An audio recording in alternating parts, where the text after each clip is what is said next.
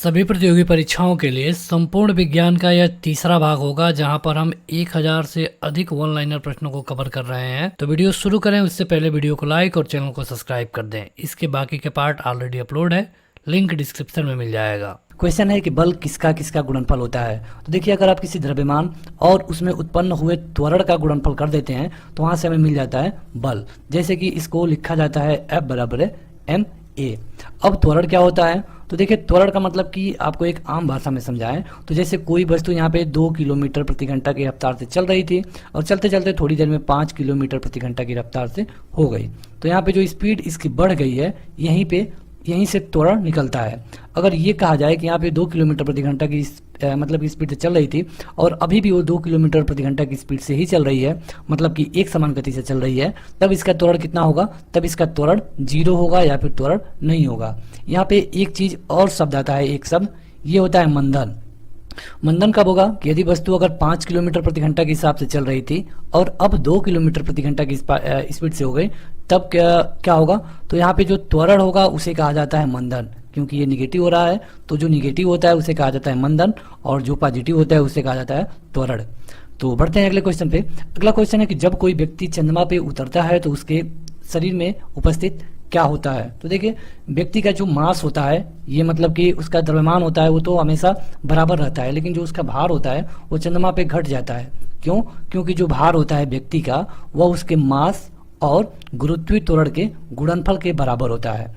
अब यहाँ पे जहाँ पे गुरुत्वीय त्वरण अधिक लगेगा उसका भार अधिक होगा और जहाँ पे गुरुत्वीय त्वरण कम होगा वहाँ पे भार इसका कम होगा। मतलब कि पृथ्वी पर गुरुत्वीय त्वरण का मान अधिक है, इसलिए यहाँ पे भार अधिक होता है। अगला क्वेश्चन है, किसी पिंड के उस गुणधर्म को क्या कहते हैं जिससे वह सीधी रेखा में विराम या फिर एक समान गति की स्थिति में किसी भी परिवर्तन का विरोध करता है। तो देखिए, इसे कहा जाता है जड़त्व। इसे जड़त्व का नियम या फिर न्यूटन का नियम भी कहा जाता है। अगर आपसे न्यूटन का पहला नियम पूछा जाए तो आपको यही बताना होगा। अब इस नियम में है क्या, तो इस नियम में यह है कि कोई भी वस्तु जो कि अपनी स्थिति का परिवर्तन का विरोध करेगी, जैसे कि अगर वो वस्तु चल रही है तो वो चलते ही रहना चाहेगी, रुकी हुई है तो रुकी रहना चाहेगी। कब तक? जब तक कि इस पे कोई बाहरी बल लगा के इसे जो प्रारंभिक अवस्था है उसे बदला ना जाए। तो इसे कहा जाता है जड़त्व का नियम या फिर न्यूटन के गति का पहला नियम। अगला क्वेश्चन कि पार्शिक किसका इकाई है। तो देखिए, पार्शिक इसका है दूरी का। जैसे कि जो आप प्रकाश वर्ष का नाम सुने होंगे, जो लंबी दूरी तय करनी होती है अंतरिक्ष में उसे हम प्रकाश वर्ष में काउंट करते हैं। तो जो प्रकाश वर्ष होता है ये भी दूरी का मात्रक है, ये भी कई बार पूछा गया है। और अगर प्रकाश वर्ष में 3.26 का मल्टीप्लाई कर दें तो ये हो जाता है 1 पारसेक के बराबर। अगला क्वेश्चन कि न्यूटन के पहले नियम को क्या कहते हैं। तो अभी हमने बताया कि जो न्यूटन के गति का पहला नियम है या फिर पहला नियम है उसे कहा जाता है जड़त्व का नियम। अगला क्वेश्चन कि एंगस्ट्राम क्या मापता है। जो एंगस्ट्राम होता है वो क्या मापता है, तो एंगस्ट्राम मापने में काम आता है तरंग दैर्ध्य के। अगला कि किसने न्यूटन से पहले ही बता दिया था कि सभी वस्तुएं पृथ्वी की ओर गुरुत्वाकर्षण होती हैं।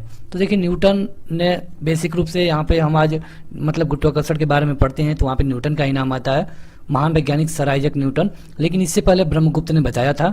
लेकिन यहाँ पे आपको एक चीज और जाननी होगी, ये उस समय की डाटा था तो इसे नहीं माना गया, बाद में जब न्यूटन ने बताया तो उसे सभी लोगों ने माना।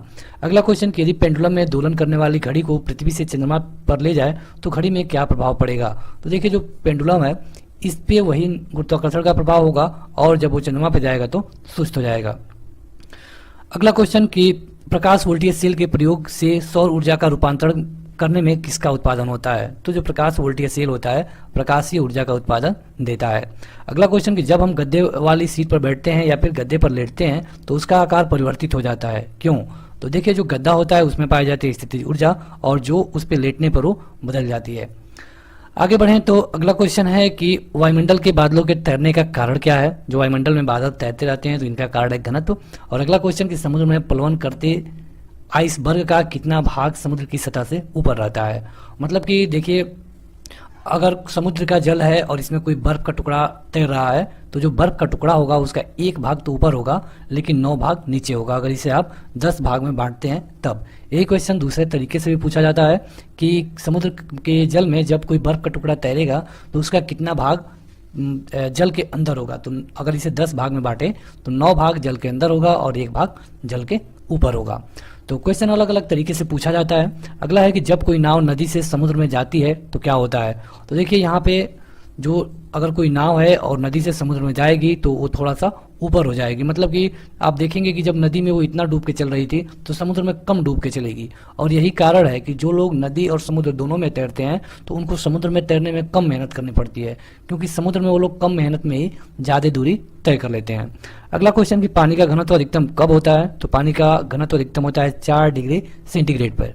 अब कई बार ये पूछा गया है कि जब 4 डिग्री सेंटीग्रेड पे पानी बर्फ बन जाता है तो जो पानी या फिर तालाब की मछलियां हैं वो कैसे जिंदा रहती हैं? तो देखिए उसका बेसिक सा कारण है, जो पानी वातावरण के संपर्क में होता है केवल वही बर्फ बनता है, नीचे का जो पानी होता है वो पानी ही रहता है, और जो जलीय जीव जंतु होते हैं इसी में जिंदा रहते हैं।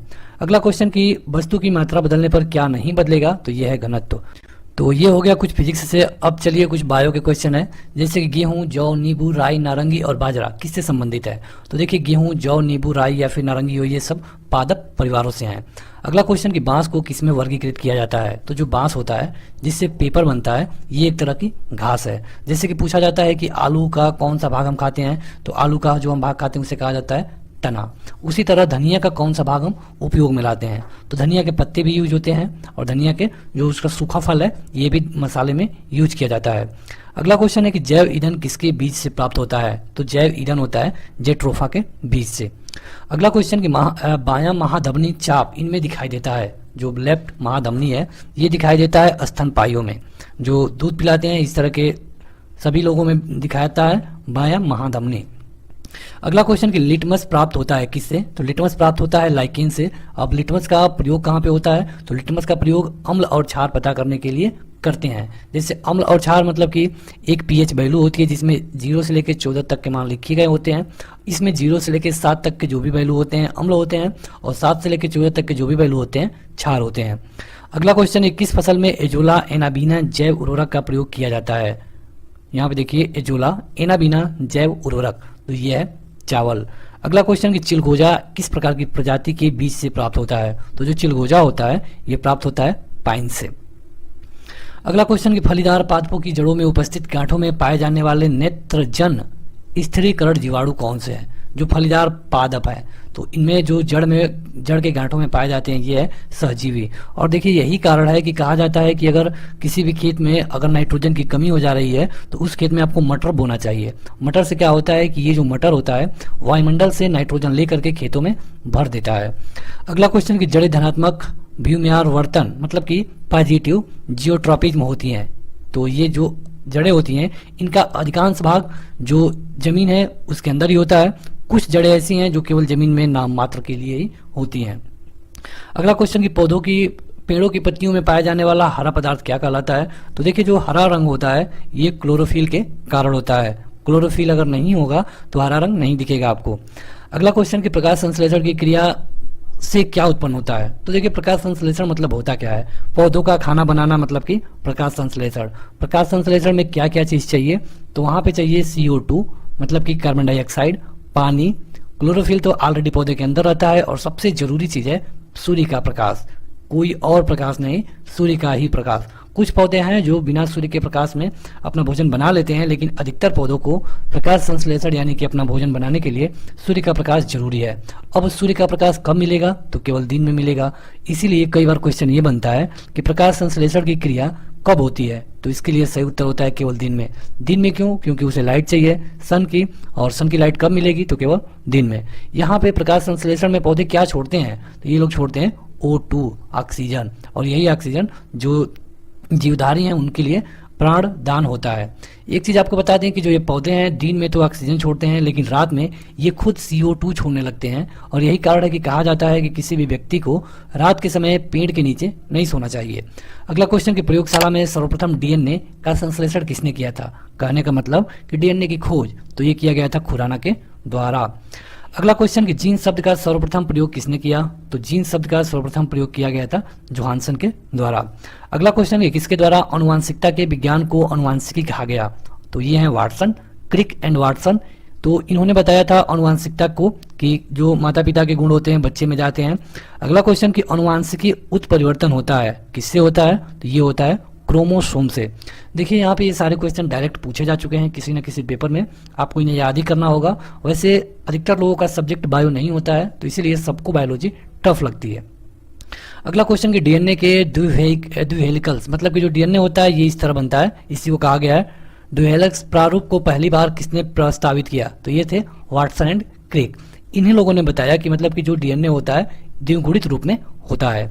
अगला क्वेश्चन है कोशिका की आत्महत्या की थैली किसे कहा जाता है, तो जब कोशिका होती है इनकी आत्महत्या की थैली कहा जाता है लाइसोसोम को। ये क्वेश्चन कई बार डायरेक्ट पूछा जा चुका है। ये भी पूछा जाता है कि कोशिका मिलकर क्या बनाती हैं, तो कोशिका मिलकर बनाती हैं ऊतक। ऊतक से हमारे शरीर का निर्माण होता है। अगला क्वेश्चन कि लाइसोसोम में पाया जाने वाला वह एंजाइम जिनमें जीव द्रव्य को घुला देने या फिर नष्ट कर देने की क्षमता होती है, तो ये कहलाता है हाइड्रोलाइटिक एंजाइम। तो देखिए आपने देखा कि जो लाइसोसोम होता है इसे क्या कहा जाता है, कोशिका की आत्महत्या की थैली। अगला क्वेश्चन कि 80% से अधिक कोशिका, जिसको अंग्रेजी में सेल कहा जाता है, इसमें क्या पाया जाता है, तो कोशिका में पाया जाता है जल। अगला क्वेश्चन है किसकी उपस्थिति के कारण किसी पादप कोशिका और पशु कोशिका में अंतर पाया जाता है, तो ये है कोशिका भित्ति, और ये कोशिका भित्ति पौधों तथा जो पशु हैं उनमें डिफरेंस देता है। अगला क्वेश्चन कि गाल्जी काय का प्रमुख कार्य क्या है, जो गाल्जी काय होता है तो इसका प्रमुख कार्य है स्राविका, मतलब कोई भी चीज स्रावित करना। अगला क्वेश्चन कि एक काष्ठीय पौधे की आंतरिक छाल का मुख्य कार्य क्या है, जो एक काष्ठीय पौधे हैं तो इनका आंतरिक छाल का मुख्य काम ये होता है कि जो भोजन होता है उसको हर जगह पहुंचाना, जैसे जमीन से कुछ जल लेकर हर जगह पहुंचाना, मतलब कुल मिला के कहिए कि परिवहन का काम इनके जिम्मे होता है। तो वीडियो में आगे बढ़े उससे पहले जो लोग अभी तक इस वीडियो को लाइक नहीं किए हैं लाइक कर दें, और आपको बता दें कि इसके जो भी पार्ट ऑलरेडी अपलोड है आप उन्हें देख सकते हैं, लिंक डिस्क्रिप्शन में दिया जा चुका है। अगला क्वेश्चन है कि संवहनी पौधों में पानी ऊपर किससे जाता है, मतलब कि यहाँ पे वही पूछा जा रहा है कि जो पानी होता है ये तो हम उसके जड़ में देते हैं, लेकिन ये जो पानी है पत्तियों तक पहुंच जाता है कैसे, तो ये होते हैं जाइलम टिश्यू के द्वारा। अगला क्वेश्चन कि किस भारतीय वैज्ञानिक ने पादपों में जल की लंबी दूरी के अभिगमन का सिद्धांत प्रस्तुत किया था, तो यहाँ पे जो ये लंबी दूरी तय कर रहा है जल, इसके बारे में मतलब इस सिद्धांत को किसने बताया, तो ये बताया गया था J.C. जगदीश चंद्र बसु के द्वारा। अगला क्वेश्चन कि संसार का सबसे बड़ा परितंत्र कौन है, परितंत्र, तो ये है सागर। अगला क्वेश्चन कि मृदा अपरदन को रोका जा सकता है, तो ये है वनारोपण द्वारा। देखिए मृदा अपरदन क्या होता है, तो किसी भी कारण से जो मिट्टी का कटाव हो रहा है इसे कहा जाता है मृदा अपरदन। अब ये कारण कोई भी हो सकता है, लेकिन इसे अगर आपको रोकना है तो सबसे पहला काम और आसान काम कि आप वनारोपण करके मतलब कि पौधे लगा के इसे कर सकते हैं। इसमें होता क्या है कि अगर एक जगह आप पौधे लगा देंगे तो उनकी जड़ें पूरा बहुत दूर तक ले अपनी जड़ें को फैला देता है और यहाँ पे सभी मिट्टियों को बांध लिया जाता है, तो यहाँ पे जो मृदा का अपरदन होता है रुक जाता है। हालांकि केवल यही एक फार्मूला नहीं है, और भी है, लेकिन सबसे आसान और बेस्ट यही है क्योंकि इससे आपको कई फायदे मिलते हैं। अगला क्वेश्चन कि हाइड्रोफाइट को क्या कहते हैं, तो देखिए जो हाइड्रोफाइट की बात हम कर रहे हैं यह एक जलीय पौधा है। कैसा पौधा है, तो जलीय मतलब कि जल में रहने वाला। अगला क्वेश्चन कि मरुद्भिद पौधा कैसा है, तो यह एक करील है। और अगला क्वेश्चन कि पर्यावरण के अजैव अवयव का उदाहरण क्या है, तो पर्यावरण के अजैव अवयव है वायु। अगला क्वेश्चन कि हाइड्रोपोनिक्स किससे संबंधित है, तो ये मिट्टी के बिना पौधों की वृद्धि से संबंधित है क्या, हाइड्रोपोनिक्स। तो आगे बढ़े तो अगला क्वेश्चन है कि सौर ऊर्जा का सबसे बड़ा यौगिकीकरण कौन सा है, तो सौर ऊर्जा का सबसे बड़ा यौगिकीकरण है हरे पौधे, क्योंकि हरे पौधे सौर ऊर्जा लेकर के खाना बनाते हैं और ऑक्सीजन देते हैं। अगला क्वेश्चन कि पारिस्थितिकी संतुलन बनाए रखने के लिए भारत के वन क्षेत्र कितने अनुपात में होना चाहिए, मतलब कि पारिस्थितिकी संतुलन मतलब क्या, कि आपको पता है कि वैसे तो जो वायुमंडल है इसमें 21% ऑक्सीजन पाया जाता है, बाकी 78% नाइट्रोजन पाया जाता है, लेकिन इस 21% में अधिकतर भाग दूषित हो चुका है। हमें इस 21% से काम नहीं चलने वाला है, और कारण क्योंकि आप देख सकते हैं कि पौधों की संख्या नहीं बढ़ रही है लेकिन जनसंख्या प्रतिदिन बढ़ रही है। तो यहाँ पे अगर आप चाहते हैं कि संतुलन बना रहे, मतलब कि सभी व्यक्ति को सही मात्रा में ऑक्सीजन मिलती रहे, उनसे कोई रोग ना हो ऑक्सीजन के लिए, तो इसके लिए जो पृथ्वी का वन क्षेत्र है कम से कम 33% भाग पे होना चाहिए, मतलब कि जितनी बड़े दुनिया है उसके 33% भाग पे होना चाहिए, हालांकि इतना अभी भी नहीं है। अगला क्वेश्चन कि भारत में मैंगो की खेती के लिए कौन सा क्षेत्र प्रसिद्ध है, मैंगोज, तो ये है दक्षिणी 24 परगना का सहजना खली जंगल। अब ये कहाँ पे है, तो ये है पश्चिम बंगाल में। अगला क्वेश्चन कि एपीफाइट्स बहुत अधिक विकसित होती हैं ऐसे पौधे में जो अन्य पर निर्भर करता है, तो जो यांत्रिकी मदद हेतु निर्भर करता है वहां पे क्या विकसित होता है, एपीफाइट। अगला क्वेश्चन कि पाद पालय मतलब कि पाइथ्रॉन एक सुविधा है। इसमें क्या किया जाता है, तो इसमें देखिए नियंत्रित दशाओं में पादपों का उगना संभव हो पाता है। जैसे कि आप देखेंगे कि एक पौधे को खाना बनाने के लिए सूर्य के प्रकाश की जरूरत है, लेकिन यहाँ पे कुछ ऐसे पौधे उत्पन्न किए गए हैं इस समय जिनको बिना सूर्य के प्रकाश के ही वो सही रहते हैं। जैसे कि आप देखते होंगे कोई ऑफिस में या फिर कहीं जो जीना उना पे आपने देखा होगा, जो सीढ़ी होती है उस पर पौधे रखे होते हैं गमले में, तो उनको कभी लाइट नहीं मिलता है, कभी डायरेक्ट सूर्य का प्रकाश नहीं मिलता है, लेकिन उनको मतलब कि वैज्ञानिक द्वारा ही उत्पन्न किया गया है। अगला क्वेश्चन, ये कौन सा कृषि कार्य पर्यावरण की दृष्टि से उपयोगी है, तो ये है कार्बनिक कृषि। अगला क्वेश्चन, कि अधिकांश मरुस्थलीय पादप रात्रि के समय पुष्पित होते हैं, क्यों? तो इसका कारण यह है कि जो मरुस्थलीय कीट हैं रात्रि के समय सक्रिय रहते हैं, और यही कारण है कि अक्सर जो मरुस्थलीय पौधे हैं रात्रि के समय ही फूल देते हैं। अगला क्वेश्चन, कि रेगिस्तान में पैदा होने वाले पौधे को क्या कहते हैं, तो रेगिस्तान में जो पौधा पैदा होता है इसे कहा जाता है जीरोफाइट्स। अगला क्वेश्चन, कि पारिस्थितिकी नीके की संकल्पना को प्रतिपादित किया था किसने? जो पारिस्थितिकी नीके है इसकी संकल्पना को किसने दिया था, तो ये दिया गया था ग्रिनेल्स के द्वारा।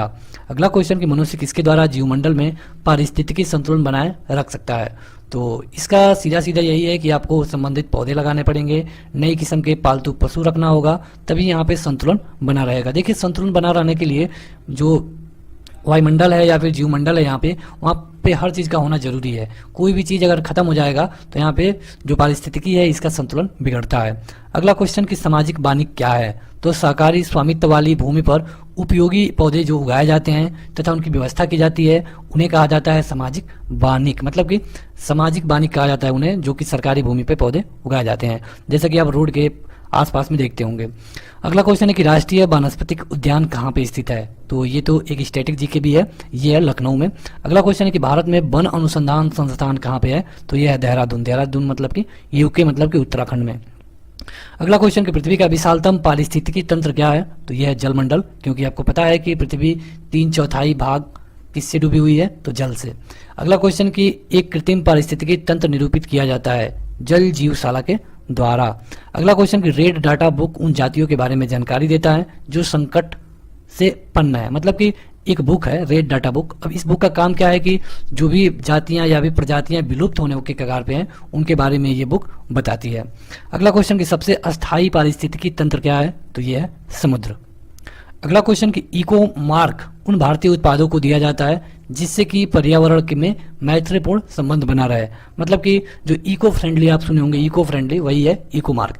अगला क्वेश्चन, कि ओजोन इतनी सांद्रता या फिर संकेंद्रण पे गंभीर फुस्फुरिस रोग उत्पन्न करके मानव के स्वास्थ्य को प्रभावित करता है, तो देखिए ओजोन मतलब कि O3, ये O3 एक ओजोन लेयर पाई जाती है पृथ्वी के चारों तरफ। अगर ये सूर्य के प्रकाश में जो पराबैंगनी किरणें होती है उनको धरती पे आने से रोकती है।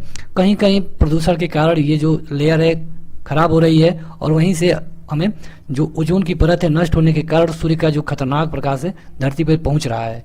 अगर ये प्रकाश 9 ppm से अधिक वाला होगा तो ये मनुष्य के लिए हानिकारक होगा।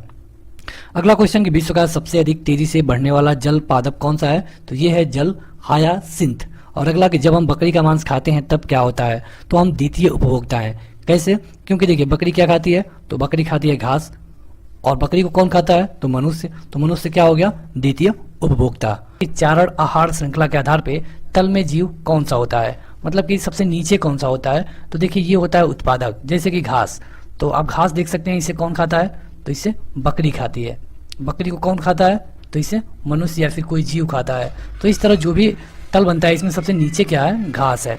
अगला क्वेश्चन, के पर्यावरण आयोजन के साथ मूलतः कौन संबंधित है, पर्यावरणीय आयोजन, तो यह है नेरी। अगला क्वेश्चन, कि मैंगो वनों पर वैश्विक तापमान का क्या प्रभाव पड़ता है, तो जो मैंगो के वन होते हैं ये अगर इन पे वैश्विक तापमान अधिक पड़ता है तो ये जलमग्न हो जाएंगे। अगला क्वेश्चन, कि दो भिन्न समुदायों के बीच का संक्रांति क्षेत्र क्या कहलाता है। अब दो भिन्न समुदाय मतलब कि पौधों के बीच की बात हो रही है, तो ये कहलाता है इकोटोन। अगला क्वेश्चन, कि एक मनुष्य के जीवन को पूर्ण रूप से धारणीय करने के लिए आवश्यक न्यूनतम भूमि को क्या कहेंगे, तो अगर एक मनुष्य के पूर्ण रूप से पूरे जीवन को तो ये कहा जाएगा पारिस्थितिकीय पदछाप। अब अगला क्वेश्चन में आपको बताना है कि डीएनए का आविष्कार किसने किया, या फिर डीएनए में जो डबल हेलिक्स होता है, मतलब कि डीएनए इस तरह होता है, ये कौन बताया कि इस तरह होता है, तो ये बताया गया था वाटसन और क्रिक के द्वारा। अगला क्वेश्चन, कि माता पिता के गुण उनकी संतानों में किसके द्वारा चले जाते हैं, तो ये है गुणसूत्र। आपने पढ़ा होगा क्रोमोसोम या फिर गुणसूत्र के बारे में। तो इसी से जो माता पिता होते हैं उनके गुण उनके बेटे में या फिर बेटी में जाता है। अगला क्वेश्चन कि पहला क्लोन पशु डाली कौन सा पशु था? क्लोन पशु, तो ये था भेड़। बढ़ते हैं आगे। अगला क्वेश्चन है कि पुरुष में पुरुषत्व के लिए कौन सा गुणसूत्री संयोजन उत्तरदायी होता है? तो देखिए पुरुष में होता है एक्स वाई, तो या तो आप 46 कहिए या फिर 23 जोड़े कहिए। मतलब यहाँ पे आपको याद रखना है कि पुरुष में क्या होता है एक्स वाई और महिला में क्या होता है वाई वाई, केवल वाई वाई होता है, लेकिन पुरुष में एक्स वाई दोनों होते हैं। अब यहाँ पे इनकी संख्या होती है 46 कहिए या फिर 23 जोड़े कह सकते हैं आप। अब मनुष्य में नर का गुणसूत्र मिश्रण है, तो वही चीज लिखा गया है एक्स वाई। और बच्चों का लिंग कैसा हो इसके लिए कौन उत्तरदायी होता है? मतलब बच्चों के लिंग निर्धारण के लिए तो ये होता है पिता का, मतलब पिता के ही क्रोमोसोम से जो बच्चा है उसका जो जेंडर है वो डिसाइड होता है। अगला क्वेश्चन कि मनुष्य में कौन से क्रोमोसोम के मिलने पर बालक का जन्म होता है? तो अगर आप देखेंगे कि पुरुष का वाई और स्त्री का एक्स मिलता है तो क्या बनेगा एक्स वाई, और एक्स वाई से क्या बनता है तो पुरुष, मतलब कि बालक। अगर पुरुष का भी एक्स आता है तो औरत के पास केवल एक्स ही है, तो अगर एक्स एक्स आती है तो क्या बनेगी लड़की बनेगी। बढ़ते हैं आगे।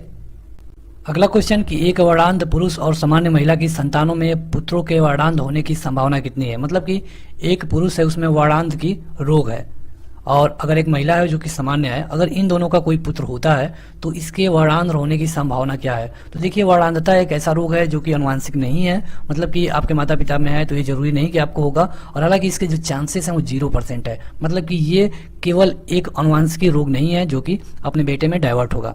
अगला क्वेश्चन कि शिशु का पितृत्व स्थापित करने के लिए किस तकनीकी का प्रयोग किया जाता है? मतलब कि ये कैसे पता लगाया जाता है कि जो बेटा है मतलब इसी व्यक्ति का बेटा है? तो इसके लिए होता है डीएनए टेस्ट, और आपने इसके बारे में बहुत बार सुना होगा, ये होता है डीएनए फिंगरप्रिंटिंग टेस्ट। अगला क्वेश्चन कि जीन शब्द किसने बनाया था? तो जीन शब्द दिया गया था जी मेडल के, ग्रेगर जॉन मेडल के द्वारा। वर्णांधता वाले व्यक्ति को क्या होता है? तो देखिए जो वर्णांधता वाले व्यक्ति होते हैं उनको जो लाल रंग होता है वो कैसा दिखाई देगा हरा, और इसे जो रेलवे की वैकेंसी आती है उसमें इस तरह के कैंडिडेटों को नहीं लिया जाता है। अगला क्वेश्चन है कि संसार में कौन से जीव की संख्या सबसे अधिक है? तो ये है मछली, क्योंकि मछली में हजारों प्रजातियां हैं। और अगला क्वेश्चन कि सबसे विषैली मछली का नाम क्या है? तो ये है पाषाण मछली। मच्छरों पर नियंत्रण हेतु प्रयोग में आने वाले कीटभक्षी मछली का नाम क्या है? तो ये है गैम्बूसिया। और जल के बाहर निकाले जाने पर मछलियां मर जाती हैं, क्यों? तो ये सांस नहीं ले पाती हैं इसलिए मर जाती हैं। मछलियां सांस कैसे लेती हैं ये भी कई बार पूछा गया है, तो ये सांस लेती है अपने गलफड़े से। तो बढ़ते हैं आगे। अगला क्वेश्चन कि शार्क मछली में कितनी हड्डियां होती हैं? जो शार्क होती है तो इसमें कोई हड्डी नहीं होती है। अगला क्वेश्चन कि एम्फीबिया बनाता है, जो एम्फीबिया होता है ये क्या बनाता है? तो जो जल एवं स्थल, मतलब कि जल और जमीन दोनों पर रह सकने वाले जीवों में एम्फीबिया पाया जाता है। अगला क्वेश्चन कि घोंसला बनाने वाले सांप का नाम बताइए। तो घोंसला बनाने वाला एकमात्र सांप है और यह किंग कोबरा, ये घोंसला बनाता है। अगला क्वेश्चन कि कुछ रेगिस्तानी छिपकलियां अपने मल को शुष्क आकार में निष्कासित करती हैं, इससे किस प्रकार की मदद मिलती है? तो इससे ये मदद मिलती है कि ये उनको पर्यावरण के अनुकूल रखने में मदद करता है। अगला क्वेश्चन कि डायनासोर कैसे थे, कौन से श्रेणी के थे? तो ये थे मेसोजोइक सरीसृप श्रेणी के थे डायनासोर, जिनका मतलब कि पाया जाता है कि धरती पुराने समय पे धरती पे उपलब्ध थे लेकिन इस समय नहीं है। अगला क्वेश्चन कि किसकी उपस्थिति के कारण गिरगिट रंग बदलता है? आपने सुना होगा कि गिरगिट बहुत तेजी से रंग बदलता है, तो इसका कारण है वर्ड किल वक। अगला क्वेश्चन कि पृथ्वी पर विशालतम जीवित पक्षी कौन है? मतलब कि सबसे बड़ा पक्षी, तो यह है शुतुरमुर्ग। और अगला शुतुरमुर्ग देखिए अंडा देता है। अगला क्वेश्चन कि डुगोन्स नामक समुद्री जीव जो कि विलोपन के कगार पे है क्या है? डुगोन्स, तो ये है एक तरह का स्तनधारी। देखिए जो अपने बच्चों को दूध पिलाते हैं उन्हें कहा जाता है स्तनधारी। अगला क्वेश्चन कि न्यूजीलैंड में पाया जाने वाला उड्डयनहीन पक्षी कौन है? मतलब जो उड़ ना पाए, तो यह है कीवी। अगला क्वेश्चन कि आर्कियोप्टेरिक्स ये क्या है? तो ये जुरासिक युग का सर्वपुरातन पक्षी है। अगला क्वेश्चन कि पेंगुइन चिड़िया कहाँ पाई जाती है? पेंगुइन जो कि बर्फ में पाई जाती है, तो ये है अंटार्कटिका में। और अगला क्वेश्चन कि सबसे बड़ा उड़ने में असमर्थ पक्षी जो कि तेज गति से दौड़ सकता है, तो सबसे बड़ा पक्षी अभी आपने क्या देखा? शुतुरमुर्ग यानी कि ऑस्ट्रिच, इसे ही शुतुरमुर्ग कहा जाता है। अगला क्वेश्चन और इसमें आपको बताना है जो पाओक्रिटेटस है क्रिस्टेटस, इसका वैज्ञानिक नाम ये किसका है? तो ये है मोर का वैज्ञानिक नाम पाओक्रिटेटस। अब आपके लिए क्वेश्चन है, आशा है कि आप इसका उत्तर कमेंट करके बताएंगे। जो मानव है इसका वैज्ञानिक नाम क्या होता है? कमेंट करके बताइए। अगला क्वेश्चन कि वह एकमात्र पक्षी जो पीछे की ओर उड़ता है, ये पक्षी कौन है? तो ये पक्षी है गुंजन पक्षी। अब इसमें क्या खासियत है कि सभी पक्षी आगे की तरफ उड़ते हैं, ये पीछे की तरफ भी उड़ सकता है। अगला क्वेश्चन कि वेल के हृदय में कितने चेंबर होते हैं? तो वेल के हृदय में होते हैं 4 चेंबर। अगला क्वेश्चन कि वह स्तनधारी जो खतरे के संकेत के समय गेंद के समान हो जाता है, मतलब कि अगर उसे लगेगा कि खतरा आने वाला है तो गेंद के समान बना लेगा, तो ये है कंटक चूहा। अगला क्वेश्चन कि स्तनधारी के उत्सर्जनीय उत्पाद मूत्र में अधिकता क्या पाई जाती है? जो स्तनपायी है, मतलब कि यही चीज मनुष्यों में भी पाया जाता है, तो यह है यूरिक अम्ल। अगला क्वेश्चन कि हरित ग्रंथियां संबंधित हैं, तो हरित ग्रंथियां संबंधित है उत्सर्जन से। अगला क्वेश्चन कि मैमथ किसके पूर्वज थे? मैमथ तो ये थे हाथी के। अगला कि फिरोमोन्स कहाँ पाए जाते हैं? तो कीटों में पाए जाते हैं फिरोमोन्स। और भारत में सबसे बड़ी मछली कौन सी है? तो ये है व्हेल शार्क। अगला क्वेश्चन कि प्राइमेटो में आधुनिक मानव का निकटतम संबंधी कौन है? प्राइमेटो में पूछा गया है, तो ये है गोरिल्ला। आप देखेंगे तो ये काफी हद तक इंसान से इसका जो डिजाइन है मिलता है। अगला क्वेश्चन है कि पांडा भी उसी कुल का है जिस कुल का क्या है? तो भालू। मतलब कि पांडा और भालू को अगर आप देखते हैं तो दोनों एक ही जैसे दिखते हैं। अगला क्वेश्चन कि अधिकांश कीट मतलब कि इंसेक्ट श्वसन कैसे लेते हैं? तो ये लेते हैं वातक तंत्र से। अगला क्वेश्चन ये कौन अंडे देता है और सीधे बच्चे नहीं देता? तो ये है एकिडना। अब ये आपको हमने बताया कि जो शुतुरमुर्ग है वो अंडे देता है। अगला क्वेश्चन कि किस सर्प का भोज्य पदार्थ मुख्य रूप से अन्य सर्प होते हैं? मतलब ये अगर कुछ खाता है तो दूसरे सर्प को भी खा सकता है, तो ये होता है नागराज। और अगला कि तालाबों और कुओं में किसको छोड़ने से मच्छरों को नियंत्रित करने में मदद मिलती है? तो ये क्वेश्चन अभी आया था, अभी आपने देखा था गैबुसिया। अब आपके लिए क्वेश्चन है फिजिक्स से, आप हमें कमेंट करके बताइए कि मच्छर पानी पे तैरते हैं क्यों, किसके कारण? ये आपका दूसरा प्रश्न है। अगला क्वेश्चन कि अब इसको हम बता दें कि अंग्रेजी में अगर बात करें तो ये एस से शुरू है, इसका उत्तर। अगला क्वेश्चन कि मधुमक्खी में जो पुम धूप कितने होते हैं? तो ये मतलब क्या होते हैं? तो ये होते हैं नर चनम, मतलब जो नर होते हैं मधुमक्खियों में उन्हीं के पास होते हैं पुम धूप। अगला क्वेश्चन कि कौन सा भाग हाथी के दजगंत के रूप में बदलता है? तो जो दूसरा कृतंक होते हैं ये बाद में हाथी के गजदंत के रूप में बदल जाते हैं। अगला क्वेश्चन कि डार्विन फिंचिज का प्रयोग कौन से समूह के लिए किया जाता है? तो डार्विन फिंचिज का प्रयोग किया जाता है पक्षियों के लिए। अगला क्वेश्चन कि विलोपन के कगार पे सर्वाधिक संकटापन्न एशिया का शीर्ष परभक्षी कौन है? तो यह है ढोल। अगला क्वेश्चन कि विभिन्न जातियों के XC2 संरक्षण के लिए निम्न में से कौन सा उद्दिष्ट है? तो यह है जर्म प्लाज्मा बैंक। और अगला क्वेश्चन कि कूटक किसमें नहीं पाया जाता है? कूटक मतलब कि कील, तो ये नहीं पाया जाता है बत्तख में। अगला क्वेश्चन कि डायनासोर्स क्या थे? तो ये सरीसृप थे जो कि इस समय लुप्त हो गए हैं। अगला क्वेश्चन कि रक्त में प्रतिस्कंदन पदार्थ कौन सा होता है? तो ये होता है हेपेरिन। और आज के लिए आपका तीसरा क्वेश्चन, विटामिन सी की कमी से कौन सा रोग होता है? विटामिन सी की कमी से कौन सा रोग होता है? कमेंट करके बताइए, उत्तर यस से होगा। अगला क्वेश्चन कि आर्कियोपटेटिस किन वर्गों के प्राणियों के बीच की योजक कड़ी है? तो ये है आर्कियोस्टेप्सिक्स, तो ये है सरीसृप मतलब कि जो रेंगने वाले पक्षी हैं तथा पक्षियों के बीच में। अगला क्वेश्चन है किस समूह के जीवों को डूबने से हुई मृत्यु का पता लगाने के लिए महत्व है? तो ये होते हैं डायटम। और अगला कि कपोत दुग्ध उत्पन्न करता है, ये पक्षी है कपोत। अगला क्वेश्चन कि डेसिबल किसे नापने के लिए प्रयोग में लाया जाता है? तो डेसिबल से देखिए ये नापा जाता है कि मतलब कितनी तेज ध्वनि है, इसे डीबी से डिनोट करते हैं, तो ये है वातावरण में ध्वनि नापने के लिए डेसिबल का प्रयोग किया जाता है। अगला क्वेश्चन कि एम्पियर क्या नापने के लिए प्रयोग किया जाता है? तो करंट को नापने के लिए एम्पियर का प्रयोग किया जाता है। अगला क्वेश्चन कि यंग प्रत्यास्था गुणांक का एसआई मात्रक क्या है? यंग प्रत्यास्था गुणांक का एसआई मात्रक है न्यूटन प्रति वर्ग मीटर। अगला क्वेश्चन कि मात्रकों की अंतर्राष्ट्रीय पद्धति कब लागू की गई? तो ये लागू की गई 1971 में। अब अंतर्राष्ट्रीय पद्धति क्या है? तो देखिए इसमें इसका मतलब ये है कि एक ऐसा सिस्टम बनाया गया जो कि हर जगह एक ही होगा। जैसे मान के चलिए कि इंडिया में अगर इतना बड़ा 1 मीटर होता है तो अगर आप फॉरेन में जाते हैं तो वहां पर भी इतना ही बड़ा मीटर होगा, तो ये है अंतर्राष्ट्रीय पद्धति। अगला क्वेश्चन कि खाद्य ऊर्जा को हम किस इकाई में मापते हैं? तो जो भी हम खाते हैं उसे कैलोरी में काउंट किया जाता है। तो अगला क्वेश्चन कि विद्युत मात्रा की इकाई क्या है? तो विद्युत मात्रा की इकाई है एम्पियर। और एसआई पद्धति में लेंस की शक्ति की इकाई क्या होती है? तो डायोप्टर। अब देखिए लेंस होते हैं 2 प्रकार के, उत्तल लेंस तथा अवतल लेंस। उत्तल लेंस का जो क्षमता होगी डायोप्टर में ये प्लस में होगी, अवतल लेंस की क्षमता होगी वो माइनस में होगी।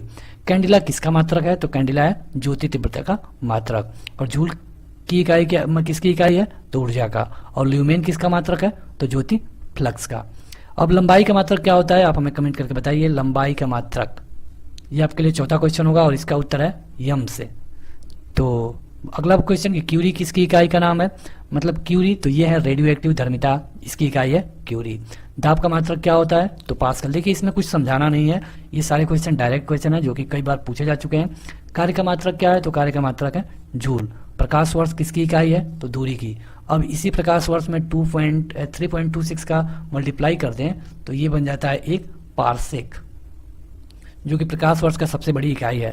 अगला क्वेश्चन कि जड़त्व का माप किसमें होता है, तो जड़त्व का माप होता है द्रव्यमान से। कि 2 या 2 से अधिक शुद्ध पदार्थों को किसी भी अनुपात में मिला देने से क्या बनता है, तो देखिए अगर 2 या 2 से अधिक पदार्थ होंगे और आप इसे किसी भी अनुपात में मिला देंगे, किसी भी अनुपात में यहाँ पे लिखा गया है, तो ये बनेगा मिश्रण।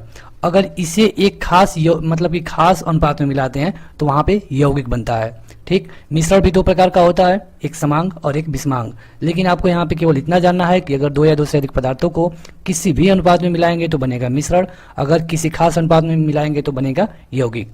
अगला क्वेश्चन कि ऐसे तत्व जिनमें धातु और अधातु दोनों का गुण पाए जाते हैं, तो देखिए ये होता है उपधातु। तो आपको धातु बता दें, कुछ धातु होते हैं जैसे कि लोहा आप देख रहे हैं, जिनके पास जिनको पटकने पे आवाज होता है, जिनको तार के रूप में बदला जा सकता है। अधातु होते हैं जिनको तार के रूप में नहीं बदला जा सकता है। तो कुछ इनके अलग अलग गुण है, लेकिन कुछ पदार्थ ऐसे होते हैं जो दोनों का कुछ कुछ गुण रखते हैं। तो इस तरह के जो भी पदार्थ होंगे उन्हें हम कहेंगे उपधातु। अगला क्वेश्चन कि विरंजक चूर्ण क्या है, मतलब कि ब्लीचिंग पाउडर। तो ब्लीचिंग पाउडर क्या है, एक यौगिक है। क्यों, क्योंकि इसमें जो भी चीज मिलाया गया है वो एक खास अनुपात में है। अगर यह भी किसी भी अनुपात में होता तो यह यौगिक नहीं होकर क्या हो जाता, मिश्रण हो जाता। अगला क्वेश्चन कि बारूद एक क्या है, तो बारूद एक मिश्रण है। अगला क्वेश्चन कि वह वैज्ञानिक जिसने परमाणु सिद्धांत की खोज की। परमाणु सिद्धांत, तो ये थे जॉन डाल्टन। आपने केमिस्ट्री में इनका नाम कई बार सुना होगा। अगला क्वेश्चन कि एक भारतीय वैज्ञानिक जिनका नाम एक विशिष्ट मूल कण के साथ जुड़ा हुआ है, तो ये है बोस। अगला क्वेश्चन कि न्यूट्रॉन की खोज किसने की थी, तो न्यूट्रॉन की खोज की थी चैडविक ने। और इसी तरह कई बार पूछा जाता है इलेक्ट्रॉन की खोज किसने किया था, तो इलेक्ट्रॉन की खोज किसने किया था, थॉमसन या फिर टॉमसन ने। और प्रोटॉन की खोज किसने किया था, ये आपके लिए क्वेश्चन है। और प्रोटॉन की खोज ये मत लिखिएगा कि मतलब कि रदरफोर्ड ने किया था। प्रोटॉन की खोज रदरफोर्ड ने नहीं किया था। आपको कमेंट करके बताना है कि प्रोटॉन की खोज किसने किया था। तो बढ़ते हैं आगे। अगला क्वेश्चन है कि किसी परमाणु का रासायनिक व्यवहार किस पर निर्भर करता है। तो देखिए जो भी कोई एक परमाणु होगा उसमें जितने इलेक्ट्रॉन घूम रहे होंगे, जितने इलेक्ट्रॉन होंगे वही तय करते हैं कि वो किस तरह का परमाणु होगा। अगला क्वेश्चन है किसी परमाणु में परिक्रमण कर रहे किसी इलेक्ट्रॉन की कुल ऊर्जा कितनी होती है। तो जो उसमें परिक्रमण कर रहे होंगे उनकी ऊर्जा हमेशा क्या होती है, धनात्मक होती है। परमाणु भार का अंतर्राष्ट्रीय मानक क्या है। अंतर्राष्ट्रीय मानक की मतलब कि जिसको पूरी दुनिया एक स्टैंडर्ड के रूप में लेती है, तो यह है कार्बन 12। अगला क्वेश्चन कि स्वर्ण पत्र मतलब कि गोल्ड फाइल, और यहीं से आप देखेंगे कि यही वो गोल्ड फाइल है जिससे कि प्रोटॉन की खोज हुई थी। तो यहाँ पे ये पूछा गया है कि जब ये इस पे गोल्ड फॉइल पे किसकी प्रकीर्णन की गई थी और यहाँ पे खोज की गई थी प्रोटॉन की। तो ये प्रकीर्णन किया गया अल्फा कणों का। मतलब कि आपने पढ़ा होगा कि जब अल्फा कणों की खोज के लिए क्या किया गया, तो उसमें एक गोल्ड फॉइल ली गई और इस पे अल्फा कणों का बौछार की गई। तो यहाँ पे देखा गया कि जो कुछ कण होते हैं केवल बिना विचलित हुए चले जाते हैं, तो इससे ये पता चलता है कि इसका अधिकतर भाग खाली है।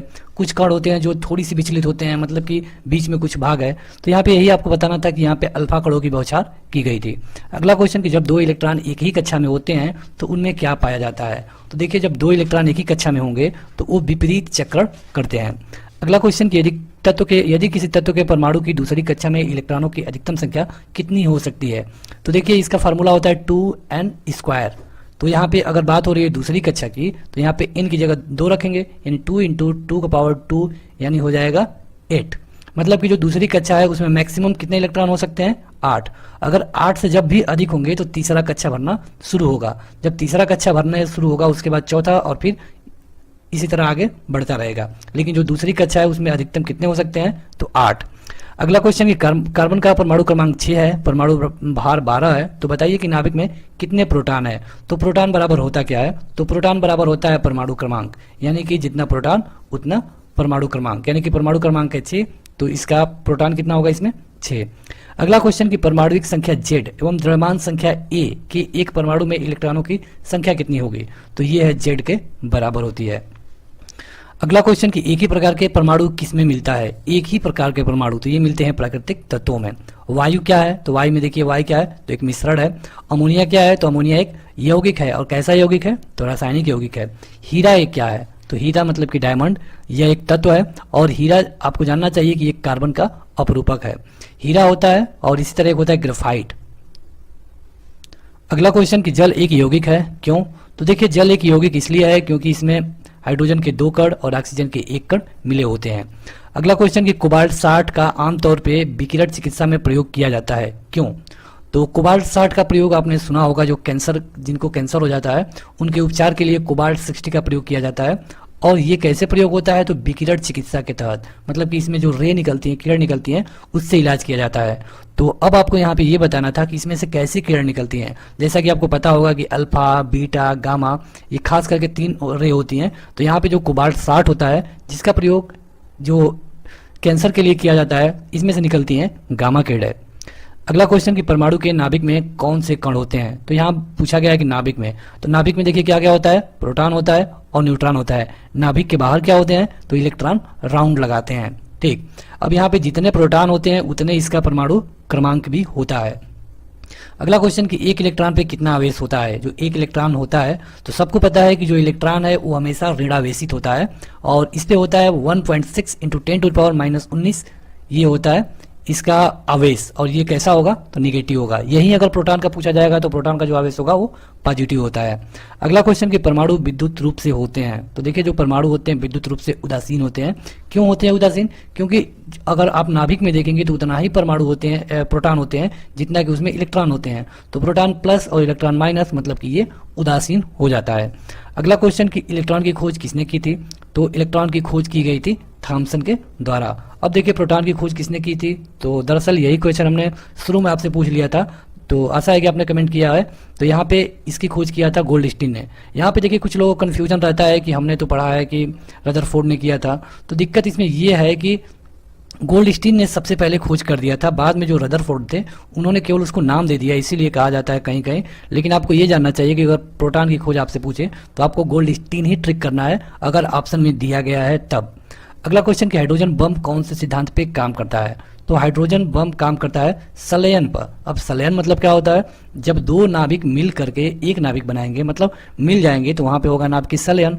अब यहीं पे पूछा जाता है कि नाभ के विखंडन क्या होता है? तो विखंडन का मतलब ये कि जब 2 मिल करके 4 बनाते, जैसे कि टूट करके 2 थे पहले, अब 4 हो गए, अब 4 थे अब 16 हो गए, मतलब कि जब इनमें विस्तार हो रहा है तो इसे हम कहेंगे नाभिकीय विखंडन। अब नाभिकीय विखंडन का कोई एक उदाहरण बताइए? तो नाभिकीय विखंडन का उदाहरण है परमाणु बम। और अगर नाभिकीय संलयन का उदाहरण कोई पूछे तो नाभिकीय संलयन का उदाहरण है हाइड्रोजन बम। नाभिकीय संलयन का एक और उदाहरण हम आपको बता दें, जो सूर्य से एनर्जी निकलती है ये भी नाभिकीय संलयन से ही निकलती है। कई बार क्वेश्चन पूछा गया है कि सूर्य में किस कारण ऊर्जा निकलती है, तो ये है नाभिकीय संलयन। अगला क्वेश्चन कि मेसान के खोजकर्ता कौन थे? तो हालांकि ये कम पूछा जाता है लेकिन आपको जानना चाहिए, ये थे युकावा। अगला क्वेश्चन कि रासायनिक तत्व के अणु के संदर्भ में चुंबकीय क्वांटम संख्या का संदर्भ किससे है? तो देखिए जो क्वांटम संख्या होता है इसका रिलेशन होता है चक्रण से। अगला क्वेश्चन है किसी तत्व के रासायनिक गुण कौन तय करता है? तो देखो उसमें जितने इलेक्ट्रॉनों की संख्या होगी वही उसके रासायनिक गुण तय करेगी। अब ये कैसे आप कर सकते हैं? तो आप देखे होंगे कि जो मेंडलीव की आवर्त सारणी है उसमें सभी जो एक तरह के तत्व हैं, जो एक तरह का गुण दिखाते हैं, एक तरह की क्रिया करते हैं, उनको एक जगह रखा गया है, किसी खास कक्ष में रखा गया है, आपने देखा होगा। तो ऐसा क्यों है? क्योंकि उनमें जो इलेक्ट्रॉनों की संख्या है लगभग बराबर है, मतलब कि क्रम से है, एक में 5 है तो एक में 6 है, एक में 7 है, इस तरह। तो यहाँ पे जो भी उनका केमिकल प्रॉपर्टीज होगा वो उनके नंबर ऑफ इलेक्ट्रॉन पे डिपेंड करेगा। अगला क्वेश्चन कि परमाणु क्रमांक 20 वाले परमाणु का इलेक्ट्रॉनिक विन्यास क्या है? तो देखिए पहले कक्षा में आप 2 रख सकते हैं, क्योंकि हमें जो फार्मूला दिया गया है क्या है? 2n²। अब यहाँ पे n की वैल्यू अगर हम 1 रखें तो यहाँ पे 2 हो जाएगा। अब यहाँ पे n की वैल्यू अगर हम 2 रखें तो क्या होगा? 8 होगा। अब यहाँ पे हमने 20 तो भरना है लेकिन 2 8 हमने भर दिया। अब तीसरा में 8 भरेंगे, यहाँ तो वैसे रूल के अनुसार आप देखें तो तीसरे में 10 भरना चाहिए, लेकिन नियम क्या है कि जो बाहरी कक्षा होगी उसमें 8 से अधिक तब तक नहीं भरेगा जब तक कि उसके बाद की कक्षा में कम से कम 2 इलेक्ट्रॉन ना हो जाए। तो यहाँ पे आपको बाहरी कक्षा में आप 10 इलेक्ट्रॉन नहीं भर सकते, क्योंकि रूल ये कहता है कि बाहरी कक्षा में आप 8 से अधिक इलेक्ट्रॉन नहीं भर सकते। तो बाहरी कक्षा में आप 8 भरेंगे, इसके बाद भी 2 बच गया, यानी कि यहाँ पे। तो ये थोड़ा डिटेल रूल है, अगर आपने केमिस्ट्री पढ़ा होगा तो आपको पता होगा। वैसे अगर नहीं पता है आपको तो आप याद कर लीजिए, क्योंकि ये क्वेश्चन वही है जो बार बार पूछे गए हैं, और अगर ये फिर से आपकी परीक्षा में आते हैं तो यही पूछे जाएंगे। अगला क्वेश्चन, ये कौन सा इलेक्ट्रॉनिक संरूपण धातु तत्व के लिए है? तो ये जो 20 वाला होता है वही है। अगला क्वेश्चन, किस वैज्ञानिक ने गामा किरणों की खोज की? तो गामा किरणों की खोज की गई थी रदरफोर्ड के द्वारा। अगला क्वेश्चन, कि अल्फा किरणें क्या होती हैं? तो अल्फा किरणें होती हैं धनायन, 2 इस पे धनायन होता है, हीलियम पे 2 धनायन होता है अल्फा किरणों का। बीटा किरणों पे क्या होता है? तो ये ऋण आवेशित कण होती हैं। देखिए दरअसल होता क्या है कि अगर किसी पे, मान लीजिए यहाँ पे 5 है और यहाँ पे अगर हम कोई तत्व रख देते हैं, यहाँ पे 11 कर दें, इस पे एक अल्फा कण निकालेंगे तो इसमें 2 की कमी होती है, 3 हो जाएगा, और जो इसका परमाणु भार है इस पे 4 की कमी होती है, मतलब कि 7 हो जाएगा। अगर यहीं पे इसमें से बीटा कण निकालें तो यहाँ पे जो नीचे वाला मतलब परमाणु क्रमांक है इसमें 1 की वृद्धि हो जाएगी, और जो परमाणु भार है उस पर कोई असर नहीं पड़ेगा। अगर इसी में से हम गामा किरणों को निकालें तो इसमें कोई भी प्रभाव नहीं पड़ेगा, मतलब जो नीचे परमाणु क्रमांक था उतना ही रहेगा, परमाणु भार भी उतना ही रहेगा। तो दरअसल यहाँ पे पूछने का वही मतलब था, किसमें ऋणात्मक आवेश होता है? तो ये है गामा किरणें। और अगला क्वेश्चन, कि गामा किरणें क्या करती हैं? तो देखिए जो रेडियो सक्रिय पदार्थ होते हैं उनमें उच्च ऊर्जा युक्त जो किरणें होती हैं उन्हें कहते हैं गामा किरणें। अगला क्वेश्चन, कि नाभिकीय विखंडन के दौरान श्रृंखला अभिक्रिया को नियंत्रित करने के लिए न्यूट्रॉनों का अवशोषण करने हेतु किसका प्रयोग किया जाता है? तो देखिए दरअसल इसमें ये पूछा जा रहा है कि जब हम कोई नाभिकीय विखंडन की क्रिया करते हैं तो वो क्रिया इतनी तेजी से होती है कि जल्दी ही एक भयानक रूप ले लेती है। लेकिन जब हम चाहते हैं कि यह जो क्रिया है हमारे कंट्रोल में रहे, तो जैसे कि अगर हम यूरेनियम पे न्यूट्रॉन का बौछार कराते हैं तो मान लीजिए ये यूरेनियम टूट जाता है 2 भागों में, लेकिन इसके साथ साथ नाइट्रोजन के इसके साथ साथ जो यहाँ पे है, यहाँ पे आप देखेंगे न्यूट्रॉन, इसकी संख्या बहुत ज़्यादा हो जाती है। जब न्यूट्रॉन की संख्या बहुत ज़्यादा हो जाएगी तो ये बहुत तेज़ी से क्रिया बढ़ेगी। यहाँ पे एक केवल उदाहरण के लिए हम बता रहे हैं। तो यहाँ पे जो न्यूट्रॉनों की संख्या इतना हो गया, इसे सोखने के लिए मतलब इसे कम करने के लिए इसमें हम मंदक का प्रयोग करते हैं, और मंदक के रूप में हम प्रयोग करते हैं बोरान का। यहाँ पे ये क्या करेगा कि इतने को खत्म कर देगा, केवल 2 बचेगा, तो फिर 2 से फिर 4 ही बनेगा। नहीं तो अगर सब रहते तो यहीं पे कम से कम 20 के करीब बन जाता। बढ़ते हैं आगे। तो वीडियो में आगे बढ़ें उससे पहले जो लोग अभी तक इस वीडियो को लाइक नहीं किए हैं जरूर लाइक कर दें, क्योंकि आपके लाइक से ही मोटिवेशन मिलता है और हम इस तरह की नेक्स्ट वीडियो लाते रहते हैं। तो जरूर लाइक करिए और हमें कमेंट करके बताइए कि आपको यह वीडियो कैसी लग रही है। इसके साथ साथ हम आपसे कुछ क्वेश्चन पूछ रहे हैं, उसका उत्तर भी आप हमें कमेंट करके जरूर दिया करिए। क्वेश्चन है कि किसी तत्व की परमाणु संख्या 35 है। परमाणु संख्या कितनी है? 35। उसमें 18 इलेक्ट्रॉन है, तो उसमें प्रोटॉनों की संख्या कितनी होगी? देखिए परमाणु संख्या दी गई है और इलेक्ट्रॉन दिया गया है। तो देखिए नॉर्मल में जो भी नॉर्मल परमाणु होते हैं उसमें जितने इलेक्ट्रॉन होते हैं उतने ही प्रोटॉन होते हैं, क्योंकि जो एक परमाणु है उदासीन होता है। अगर इसमें कोई क्रिया ना हुई हो तो इसमें जो इलेक्ट्रॉनों की संख्या है प्रोटॉनों की संख्या के बराबर होती है। इलेक्ट्रॉनों की संख्या प्रोटॉनों की संख्या के बराबर, तो इसमें इलेक्ट्रॉन है 18 तो प्रोटॉन हो जाएंगे 12। अब यहाँ पे अगर आपसे ये पूछ लिया जाए कि यहाँ पे न्यूट्रॉनों की संख्या कितनी होगी, तो न्यूट्रॉनों की संख्या के लिए आपको क्या करना होता है कि जो परमाणु भार होता है उसमें से प्रोटॉनों की संख्या को घटाना पड़ता है। मतलब कि परमाणु भार है 35 और प्रोटॉनों की संख्या यहाँ पे कितना 18, तो 18 को लेस कर दिए तो आ गया कितना 17। यानी कि ये जो भी परमाणु है इसमें न्यूट्रॉनों की संख्या है 17, प्रोटॉनों की संख्या है 18, इलेक्ट्रॉनों की संख्या है 18 और परमाणु संख्या है 35। अगला क्वेश्चन है किसी तत्व के परमाणु में 2 प्रोटॉन 2 न्यूट्रॉन और 2 इलेक्ट्रॉन है तो उस तत्व की द्रव्यमान संख्या क्या होगी? तो देखिए द्रव्यमान संख्या बराबर क्या होता है, तो यहाँ होता है प्रोटॉन धन न्यूट्रॉन, और अगर प्रोटॉन नहीं दिया हो तो यहाँ पे इलेक्ट्रॉन भी लिख सकते हैं। क्यों लिख सकते हैं? क्योंकि प्रोटॉन और जो इलेक्ट्रॉन होते हैं उनकी संख्या बराबर होती है। तो यहाँ पे देखिए प्रोटॉन कितने हैं 2, न्यूट्रॉन कितने हैं 2, यानी कि कितना आ गया 4। तो उस तत्व की द्रव्यमान संख्या कितनी होगी? 4 होगी। अगला क्वेश्चन कि ऋणावेशित परमाणु मतलब कि ऋणायन में प्रोटॉनों की संख्या क्या होगी? तो देखिए अगर वो जो परमाणु है वो ऋणावेशित है, इसका मतलब कि उसमें जो प्रोटॉनों की संख्या होगी वो इलेक्ट्रॉनों की संख्या से 1 कम होगी। मतलब जितना ऋणायन रहेगा उतना कम होगी। अगर 2 ऋणायन है तो 2 कम होगा प्रोटॉन, और अगर 1 ऋणायन है तो 1 प्रोटॉन कम होगा। अगला क्वेश्चन कि नाभिक की खोज के लिए रदरफोर्ड ने जब एक धातु के पतले पत्र पर अल्फा किरणों की बौछार की तो क्या देखा? उन्होंने देखा कि अधिकतम अल्फा कण धातु की पन्नी को बिना विक्षेपण किए मतलब कि बिना डिस्टर्ब हुए चले जाते हैं। तो इससे उन्होंने क्या निष्कर्ष निकाला? इससे उन्होंने ये निष्कर्ष निकाला कि जो परमाणु है इसका अधिकतर भाग खाली होता है, इसीलिए इसमें से अधिकतर किरणें बिना डिस्टर्ब हुए चली जाती हैं। क्योंकि यहाँ पे आप देखेंगे कि इतना बड़ा नाभिक है, परमाणु है इतना बड़ा, तो यहाँ पे अगर कोई अल्फा किरण यहाँ पे आएगी तो बिना डिस्टर्ब हुए चली जाएगी इतना दूर। जब ये अल्फा किरण सीधे नाभिक के पास आएगी तब ये थोड़ी बहुत डिस्टर्ब होगी। तो उन्होंने देखा कि अधिकतर किरणें सीधी निकल गई। इसका मतलब क्या है कि परमाणु का अधिकतम भाग खाली होता है। अगला क्वेश्चन कि न्यूक्लियस की द्रव्यमान संख्या किसके बराबर होती है। तो देखिए जो न्यूक्लियस की द्रव्यमान संख्या पूछा गया है, तो द्रव्यमान संख्या बराबर क्या होता है, अभी हमने आपको बताया कि द्रव्यमान संख्या बराबर क्या होगा कि उसका जो परमाणु होगा उसमें न्यूट्रॉन को ऐड कर देंगे। अगला क्वेश्चन कि अस्थायी नाभिक में क्या होता है। तो अस्थायी नाभिक है तो इसमें न्यूट्रॉनों और प्रोटॉनों की संख्या भी लगभग समान होती है। अगला क्वेश्चन कि अनिश्चितता का सिद्धांत किसने दिया था। तो आपने अगर इंटर में केमिस्ट्री पढ़ा हो तो उसमें कई बार आया है कि हाइजेन का अनिश्चितता का सिद्धांत, तो अनिश्चितता का सिद्धांत दिया गया था हाइजेन वर्ग के द्वारा। अगला क्वेश्चन कि नाभिक की खोज रदरफोर्ड ने किन कणों की सहायता से की। तो ये किया गया था अल्फा कणों का, और मतलब कि किस तरह पे उन्होंने किस पर यह अल्फा कणों की बौछार की। तो ये था गोल्ड फॉयल, मतलब कि सोने की पन्नी। अगला क्वेश्चन है किसी तत्व के रासायनिक गुण किस पर निर्भर करते हैं। तो हमने कई बार आपको बताया है कि जो रासायनिक गुण होंगे उसके इलेक्ट्रॉन पर निर्भर करेंगे, और इलेक्ट्रॉन किसके बराबर होता है, प्रोटॉन के बराबर होता है। प्रोटॉन किसके बराबर होता है, तो परमाणु क्रमांक के बराबर होता है। परमाणु क्रमांक कौन होता है, तो अगर जो यहाँ पे नीचे रहता है इसके, यहाँ पे अगर इसको इस तरह हम लिख दें तो ये परमाणु क्रमांक होगा। तो यहाँ पे देखिए जो भी रासायनिक गुण होगा परमाणु संख्या पे डिपेंड करेगा। अगला क्वेश्चन कि तत्व की प्रकृति को ज्ञात किया जा सकता है किसके द्वारा। तो देखिए जो तत्व है इसकी प्रकृति को अगर आपको जानना है तो आपको उसे विखंडन करना होगा। जैसे कि हमने देखा था कि 2, 8, 18 इस तरह जो भी डिवाइडेशन होता है इस तरह आप करेंगे तभी आप बता पाएंगे कि इसका जो नेचर है कैसा है। अगला क्वेश्चन है किसने निर्धारित किया था कि किसी तत्व में परमाणु संख्या सहायता नहीं करती है। तो नाभिक में जो न्यूट्रॉनों की संख्या होती है इनसे परमाणु संख्या का कोई मतलब नहीं होता है, क्योंकि जो न्यूट्रॉनों की संख्या होती है इन्हें अगर आप प्रोटॉन में जोड़ दें तब तो निकलता है जो परमाणु भार, लेकिन परमाणु संख्या का कोई मतलब नहीं होता है न्यूट्रॉनों की संख्या से। अगला क्वेश्चन की रेडियो सक्रियता की खोज कौन से वैज्ञानिक ने किया था। तो ये थे हेनरी बैकुलर या फिर वैकवेरल, कहीं कहीं मिलता है। अगला क्वेश्चन कि रेडियो धर्मी पदार्थ क्या उत्सर्जित करते हैं। तो जो रेडियो धर्मी पदार्थ होंगे ये उत्सर्जित करते हैं अल्फा कण, बीटा कण और गामा कण। अगला क्वेश्चन कि अल्फा और बीटा किरणों की खोज किसने की थी। तो ये खोज किया गया था रदरफोर्ड के द्वारा।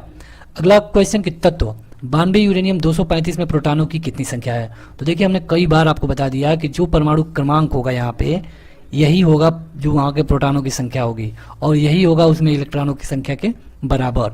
अगर यहीं पे आपसे प्रोटॉन की संख्या ना पूछ करके न्यूट्रॉन की संख्या पूछता है तो आपको क्या करना होगा, 235 में से 92 को घटाना पड़ता। तो अगर इस तरह आप घटाते तो यहाँ पे आ जाता है 144, तो ये होता न्यूट्रॉनों की संख्या। लेकिन अगर प्रोटॉन पूछे या फिर इलेक्ट्रॉन पूछे तो यहाँ पे इनका संख्या होगा 92। अगला क्वेश्चन कि सोडियम की परमाणु संख्या 11 है, परमाणु द्रव्यमान 23 है। तो देखिए सोडियम को Na से डिनोट करते हैं, यहाँ पे कह रहा है 11, यहाँ पे कह रहा है 23।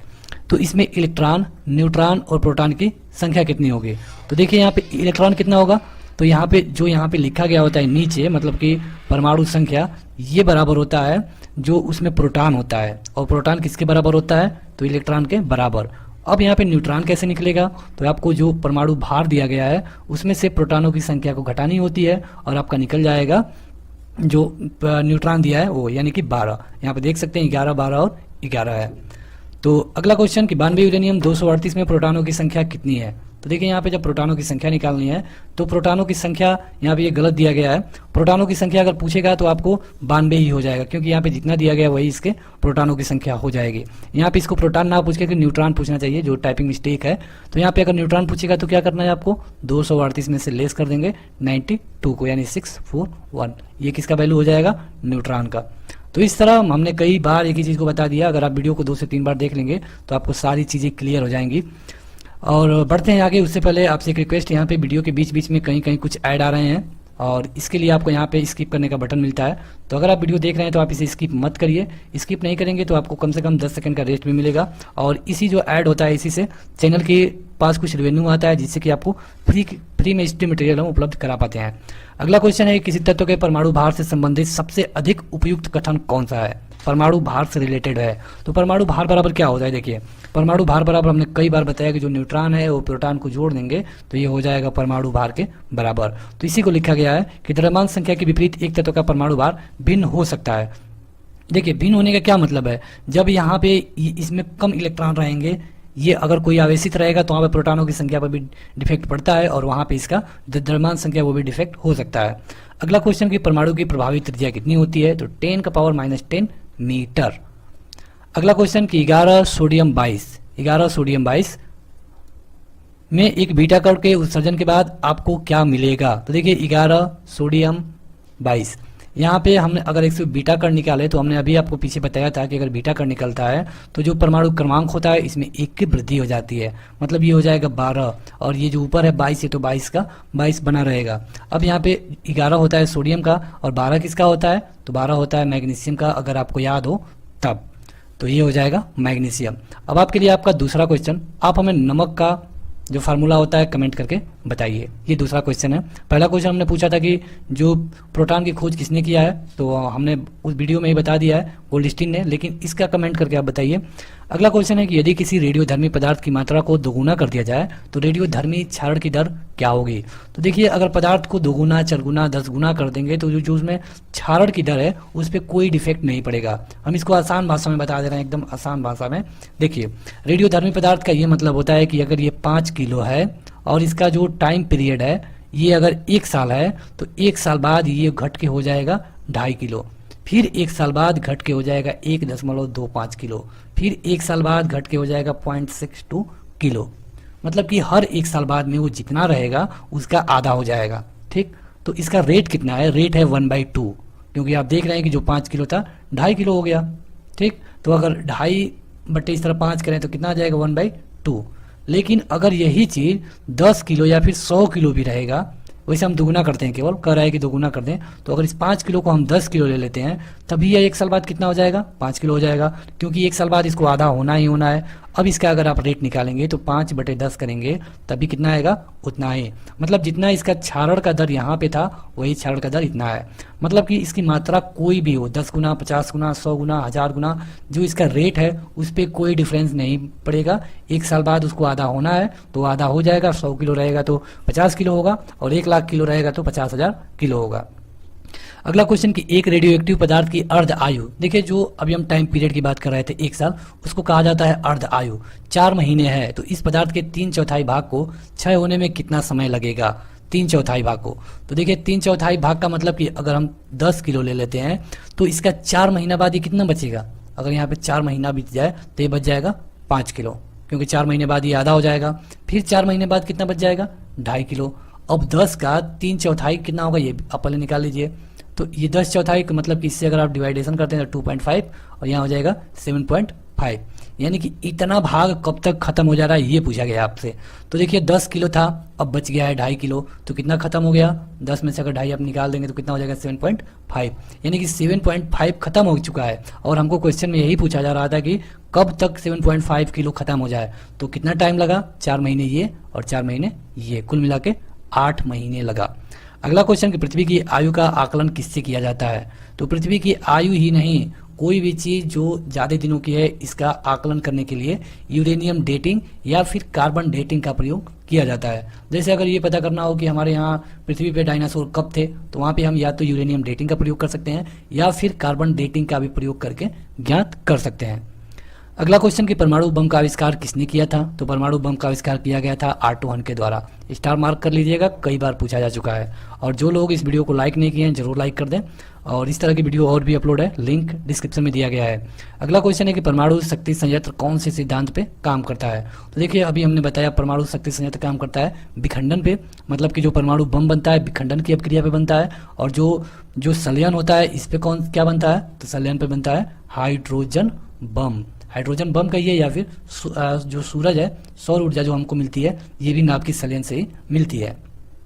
अगला क्वेश्चन है किस प्रकार की अभिक्रिया में सबसे अधिक हानिकारक विकिरण पैदा होगी, तो विकिरण की अगर बात की जाएगी तो सबसे ज़्यादा हानिकारक विकिरण पैदा होती है जो परमाणु बम होता है उससे, क्योंकि आपने देखा कि जो 6 और 9 अगस्त 1945 को जापान पे अमेरिका द्वारा बम गिराए गए थे दूसरा विश्व युद्ध के समय पे, तो यहाँ पे जो कई सालों तक जो बच्चे पैदा होते थे वो भी विकलांग पैदा होते थे। तो इसका जो इसमें जो विकिरण निकलती है सबसे ज़्यादा खतरनाक होती है, मतलब कि जो विखंडन अभिक्रिया होगी इसमें विकिरण सबसे ज़्यादा खतरनाक होगी। और यहाँ पे जो विखंडन में क्या बनता है, तो परमाणु बम बनता है। अगला क्वेश्चन कि सूर्य से ऊर्जा उत्सर्जित होती है किससे? तो अभी हमने आपको बताया था कि सूर्य में क्या होता है, नाभिकीय संलयन होता है। अगला क्वेश्चन कि कौन सा पदार्थ नाभिकीय रिएक्टर में मंदक का काम करता है? तो भारी जल। भारी जल का फार्मूला क्या होता है, D2O, मतलब कि हाइड्रोजन के 3 अपरूपक होते हैं, 1H1, 1H2 और 1H3। तो ये होता है ड्यूटेरियम, इसी का प्रयोग किया जाता है भारी जल में। अगला क्वेश्चन कि विखंडन की प्रक्रिया उत्तरदायी होती है? तो जो विखंडन होता है ये परमाणु बम में होता है, जो नाभिकीय संलयन होता है वो हाइड्रोजन बम में होता है। सबसे अधिक संख्या में समस्थानिक किसके पाए जाते हैं? देखिए समस्थानिक क्या होता है, सबसे पहले आपको ये जानना चाहिए।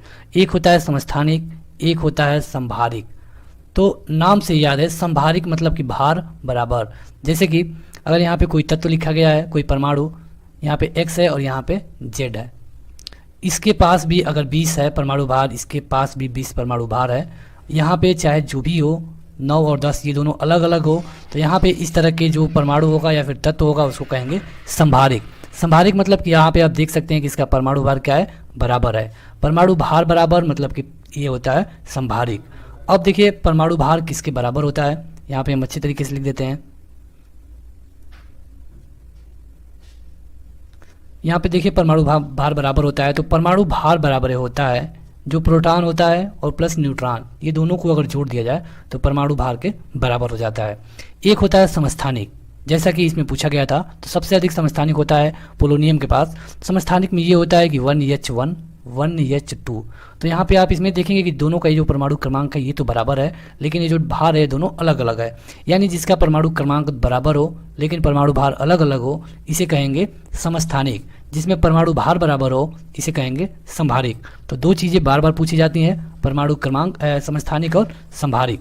तो ये हो गया। आगे बढ़ते हैं, तो अगला है कि पोलोनियम के समस्थानिकों की कितनी संख्या है? तो देखिए पोलोनियम का अभी आपने देखा कि पोलोनियम के सबसे अधिक समस्थानिक होते हैं और इनकी संख्या है 27। उसी तरह हाइड्रोजन के समस्थानिक पूछा जाता है, ये होता है 1H1, 1H2 और 1H3। ये तीनों देखिए समस्थानिक है क्योंकि तीनों का जो परमाणु क्रमांक है बराबर है, और जो ये वाला सेकंड वाला है इसी से D2O बनता है, मतलब कि भारी जल। अगला क्वेश्चन कि आइसोटोन्स क्या होते हैं? आइसोटोन्स तो ये होते हैं सम न्यूट्रॉनिक, इनको हिंदी में सम न्यूट्रॉनिक कहा जाता है। तो सम न्यूट्रॉनिक का ये मतलब हुआ कि मतलब कि इनमें न्यूट्रॉनों की संख्या समान होगी। अभी आपने देखा कि अगर जो परमाणु क्रमांक हो अगर ये समान हो तो क्या होगा, समस्थानिक। परमाणु भार बराबर हो तो संभारिक, अगर न्यूट्रॉन बराबर हो तो आइसोटोन्स या फिर सम न्यूट्रॉनिक। अगला क्वेश्चन कि वे आयन जिसमें इलेक्ट्रॉनों की संख्या समान होती है क्या कहलाते हैं? तो जिसमें इलेक्ट्रॉनों की संख्या समान होगी उन्हें सम इलेक्ट्रॉनिक कहेंगे, जिनमें न्यूट्रॉनों की संख्या समान होगी उन्हें सम न्यूट्रॉनिक कहेंगे, जिसमें परमाणु क्रमांक की संख्या समान होगी समस्थानिक कहेंगे। अगला क्वेश्चन है किसके उत्सर्जन से संभारिक उत्पन्न होता है? तो देखिए ये होता है बीटा कण। अब बीटा कण जब उत्सर्जित होता है तो इसमें डिफरेंस क्या आता है? मान लीजिए अगर 11 सोडियम 23 है और इसमें से एक हम बीटा कण निकालते हैं, तो यहाँ पे 11 की जगह पे इनमें प्रगति हो जाती है। जैसे कि यहाँ पे हम दो चीज़ आपको पहले लिख के बता दें, 11 सोडियम 23 होता है 12 मैग्नीशियम 24। यहाँ पे देखिए दोनों अलग अलग है, दोनों का परमाणु भार परमाणु क्रमांक अलग अलग है, लेकिन अगर सोडियम में से हम एक बीटा कण निकालते हैं तो जो इसका परमाणु क्रमांक होता है इसमें 1 की वृद्धि हो जाती है, मतलब कि 12, अब यहाँ पे ये 23 रहेगा। अब जब ये 12 हो गया, अगर इसको हम सोडियम ही रखें तो देखिए यहाँ पर भी 12 है और इस मैग्नीशियम वाले में भी 12 है। तो जब दोनों का जो ये परमाणु क्रमांक बराबर हो जाएगा तो ये क्या हो जाते हैं, समस्थानिक। इसी तरह जो संभारिक में भी होता है, संभारिक में जो अल्फा कण निकलते हैं तब ऐसी कंडीशन आती है। अगला क्वेश्चन कि कोबाल्ट 60 आमतौर पे विकिरण चिकित्सा में प्रयोग किया जाता है, क्यों? देखिए कोबाल्ट 60 का प्रयोग किया जाता है जो कैंसर हो जाता है जिनको, उनके उपचार के लिए विकिरण चिकित्सालय में। और यहाँ पे जो कोबाल्ट 60 होता है इसमें से गामा किरणें निकलती हैं। अगला क्वेश्चन कि हाइड्रोजन बम कौन से सिद्धांत पे काम करता है? तो हाइड्रोजन बम सिद्धांत पे काम करता है नाभिकीय संलयन के।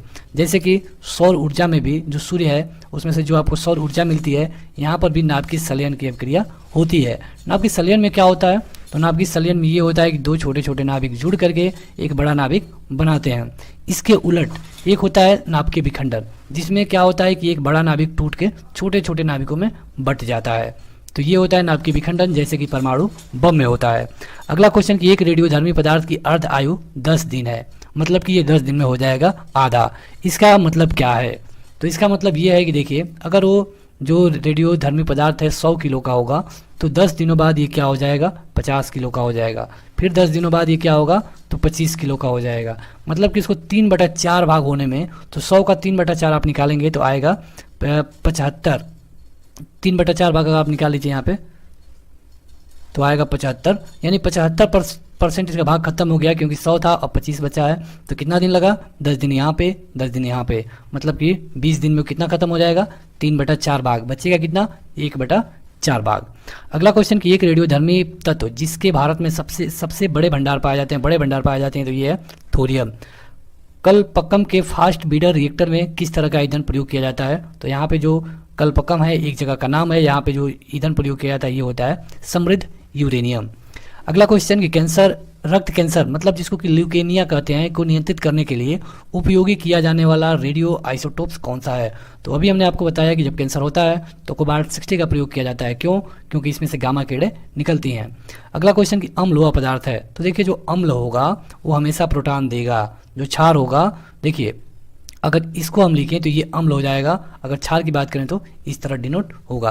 अगला क्वेश्चन कि अम्ल एवं भस्म के परीक्षण के लिए किसका उपयोग किया जाता है? तो अम्ल और क्षार, तो देखिए अम्ल और क्षार का मतलब कि ये एक पीएच वैल्यू पे काउंट किए जाते हैं और इनका निर्धारण किया गया था। एक वैज्ञानिक थे सारंसन, इन्हीं के द्वारा पीएच वैल्यू बनाई गई। पीएच वैल्यू में एक पैड होता है, यहाँ पे 0 से लेकर 14 तक के नंबर होते हैं, यहाँ बीच में 7 होता है। 0 से 7 में जितने भी पदार्थ आएंगे ये अम्ल होंगे, 7 से लेकर 14 के बीच में जो भी आएगा इसे बेस कहते हैं या फिर क्षार कहते हैं या फिर भस्म कहते हैं। ये हो जाता है अम्ल क्षार। तो इसमें जो लिटमस है, लिटमस पेपर से चेक किया जाता है। अगला क्वेश्चन कि जो जल में घुलनशील भस्म होते हैं या फिर बेस होते हैं, क्षार होते हैं, उनको क्या कहते हैं? तो क्षार कहा जाता है। और यहाँ पे देखिए पूछा गया है कि पीएच का निर्धारण किसने किया था? तो अभी हमने आपको बताया कि सारेंसन के द्वारा किया गया था पीएच वैल्यू का निर्धारण। अगला क्वेश्चन कि कार्बन डेटिंग किसका आयु निर्धारण के लिए प्रयोग किया जाता है?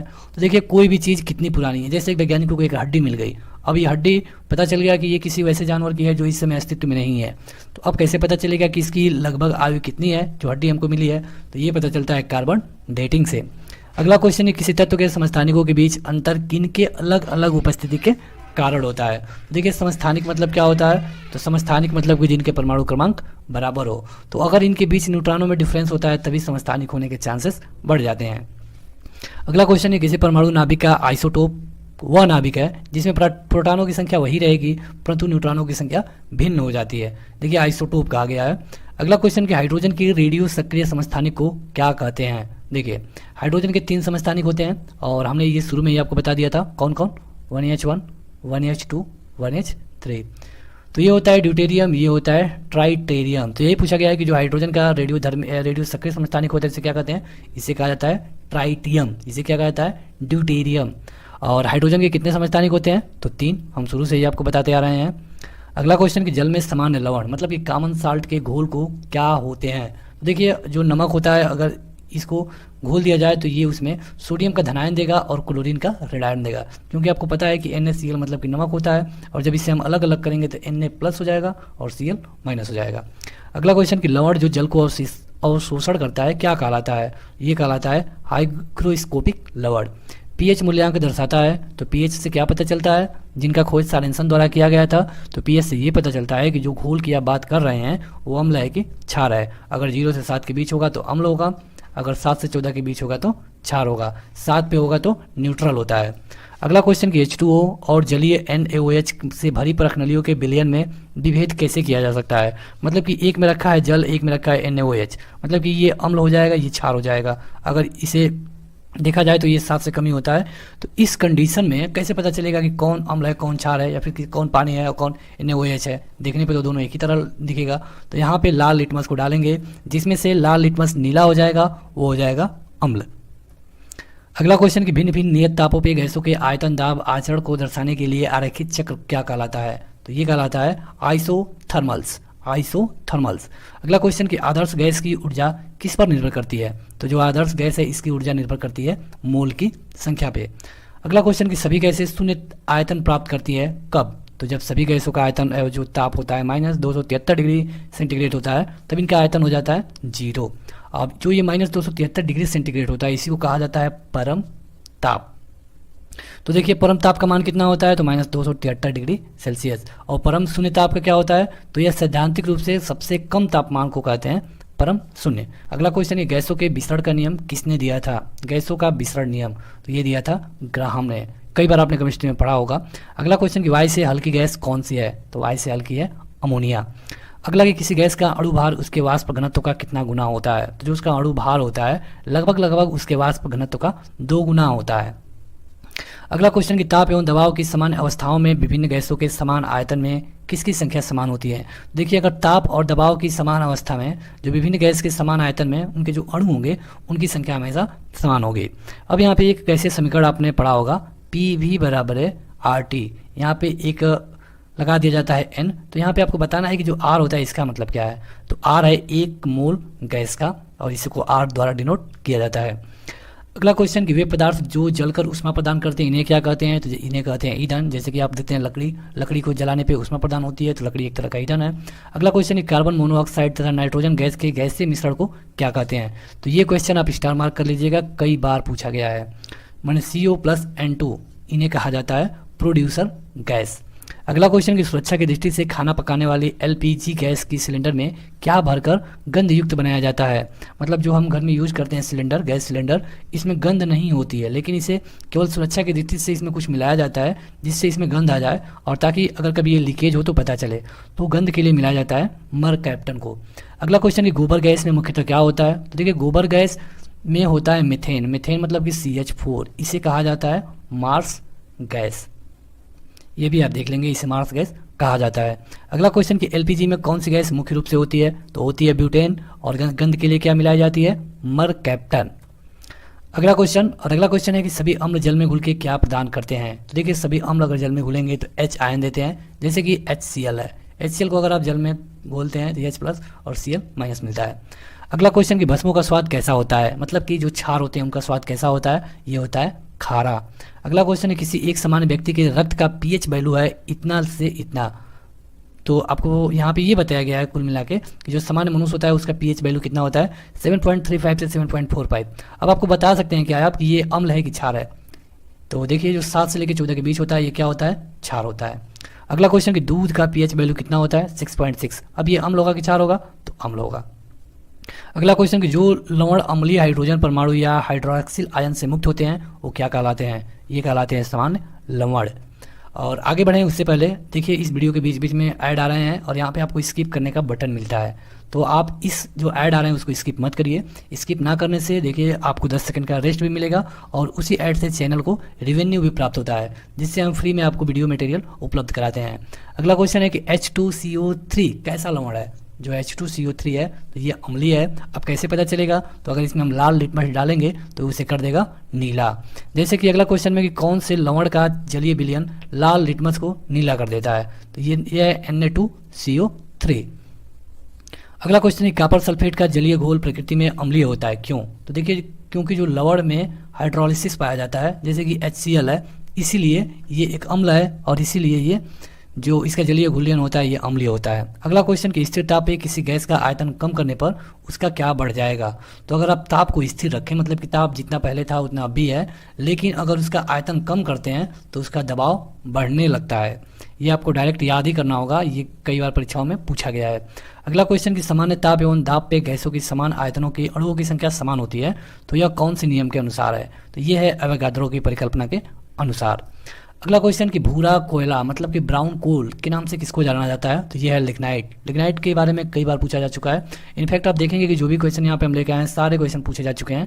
अगला क्वेश्चन है कि पेट्रोल से लगने वाली आग के लिए किस प्रकार के अग्निशमन का प्रयोग किया जाता है? मतलब कि अगर पेट्रोल से आग लग गई हो तो उसे बुझाने के लिए आप क्या प्रयोग करेंगे? तो जो भी आप प्रयोग करेंगे उसमें झाग होना चाहिए, क्योंकि पानी से डायरेक्ट पेट्रोल बुझने वाला नहीं है। जब तक पेट्रोल रहेगा पानी की उपस्थिति में और तेज़ी से जलेगा, लेकिन अगर आप झाग वाला चीज़ यूज करते हैं कोई भी, तो वहाँ पे आसानी से इस पर कंट्रोल पाया जा सकता है। इसीलिए आप देखते हैं कि जो पेट्रोल टंकी होती है वहाँ पे जो फायर वाला ये रखा होता है। अगला क्वेश्चन कि अग्निशमन में कौन सी गैस प्रयुक्त की जाती है? मतलब कि आग बुझाना है तो कौन सी गैस लगाएंगे? तो CO2। अगर आग को और जलाना है तो कौन सी गैस लगाएंगे? तो O2 मतलब कि ऑक्सीजन।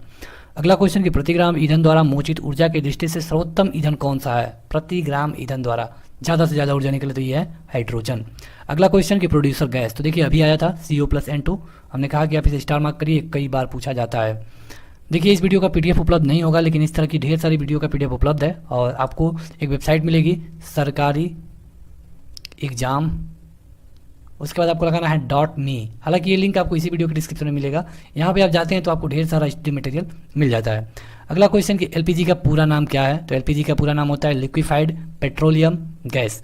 LPG को पारिस्थितिकी में महत्वपूर्ण क्यों कहा जाता है? देखिए इसमें जो कार्बन मोनोऑक्साइड है मतलब कि CO है बहुत कम होता है। अगला क्वेश्चन कि कौन सा ईंधन न्यूनतम पर्यावरण प्रदूषण करता है, मतलब कि कम से कम पर्यावरण का प्रदूषण हो, तो ये होता है हाइड्रोजन। अगला क्वेश्चन कि कोयले के विभिन्न किस्मों में से कार्बन का प्रतिशत मात्रा सबसे अधिक किसमें होता है? देखिए जो कोयला हमें मिलता है 4 या 5% तरह का होता है, इसमें से जो एंथ्रासाइट होता है इसमें 96% कार्बन पाया जाता है, तो यह है एंथ्रासाइट। इसमें कितना कार्बन पाया जाता है ये भी आपको जानना चाहिए, 96%। अगला क्वेश्चन कि रॉकेट को चलाने में प्रयुक्त ईंधन क्या कहलाते हैं? तो जो रॉकेट को चलाने के लिए जो भी ईंधन प्रयुक्त किया जाता है इसे कहा जाता है प्रोद्योगक। अब इसका क्या मतलब है? तो इसका ये मतलब है कि देखिए जो रॉकेट होता है इसमें ये कई पार्ट में बनाया जाता है। यहाँ पे अगर ये रॉकेट है इसमें जो भी चीज़ रखना होता है हम यहाँ पे रखते हैं जिसको हमें भेजना है, और इसको पार्ट वाइज हम बनाते हैं। एक चीज़ जलता है, जब जल के ये खत्म हो जाता है तो ये हट जाता है, फिर इसमें से ये जलना शुरू हो जाता है, तो इसी तरह कहा जाता है प्रोद्योगक। अगला क्वेश्चन है किसका प्रयोग नोदक या फिर रॉकेट के ईंधन के रूप में किया जाता है? तो अगर रॉकेट का ईंधन के बारे में अभी बात हो रही थी तो यहाँ पे आपको देना होता है द्रव नाइट्रोजन या फिर द्रव ऑक्सीजन। अगला क्वेश्चन कि उत्प्रेरक मतलब कि क्रिस्टलाइट की खोज किसने किया था? तो उत्प्रेरक की खोज किया गया था बर्जीलियस के द्वारा।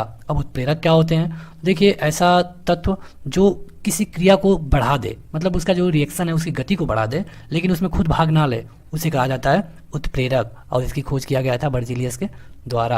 अगला क्वेश्चन कि उत्प्रेरक विष क्या होता है? तो ये होता है क्रिया निरोधक मतलब कि रोकने वाला। अगला क्वेश्चन कि जैविक उत्प्रेरक क्या होता है? तो जैविक उत्प्रेरक होता है एंजाइम। तो आज के इस वीडियो में इतना ही। आप इस वीडियो को जरूर लाइक करिए और इसी तरह की वीडियो सबसे पहले पाने के लिए इस वीडियो को लाइक करें, चैनल को सब्सक्राइब करें तथा इसका अगला पार्ट देखने के लिए इस वीडियो का डिस्क्रिप्शन जरूर चेक करें।